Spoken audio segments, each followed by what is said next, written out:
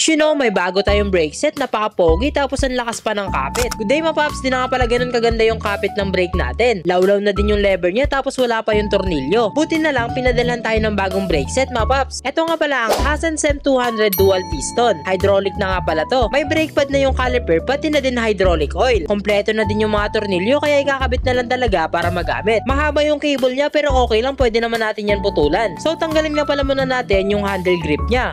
Wait, bakal pa pala to, akala ko alloy. Second hand ko lang kasi ito nabili. Sunod naman ay luwagan natin yung tornilyo ng brake niya para matanggal. At nung okay na, sunod na natin tatanggalin yung caliper. First time ko pa nga lang pala magkakabit ng brake set. Kaya kung may mali akong magagawa, pa-comment na lang mga paps para maitama natin next time. You know, okay na, pwede na natin ikabit yung bagong brake set natin. Isiset mo lang yun sa posisyon na gusto mo tapos pwede na higpitan yung tornilyo. Suabe mga paps, ang pogi pala nito tignan. O nga pala, anti-slip na din yung lever niya kaya kahit di mo nalagyan ng lever grip. Dito naman yung butas niya para malagyan ng oil. Tapos, ito naman yung dust cover niya. Sunod, ay kakabit na natin yung caliper. Itutornilyo mo lang yan at check mo na hindi siya tatama sa rotor. Yung cable niya saka na lang natin naayusin, magdidilim na din kasi. Okay na yung harap mga paps, maganda yung ikot at gumagana yung brake niya. Tapos, sa likod naman ay ganun din, gumagana yung brake at malakas. Try naman natin i-test ride para malaman yung lakas ng brake. Suabe, ang ganda mga paps, ang lakas ng kapit ng brake niya. Sinubukan ko din kapag isa lang yung gagamitin kung hihinto ba siya agad. You know, solid, okay na okay. Affordable pero maganda yung performance. Kung balak nyo mag-upgrade ng brake mga paps, try nyo tong Hasen's M200. Ilalagay ko na lang dyan sa yellow basket. Ride safe palagi!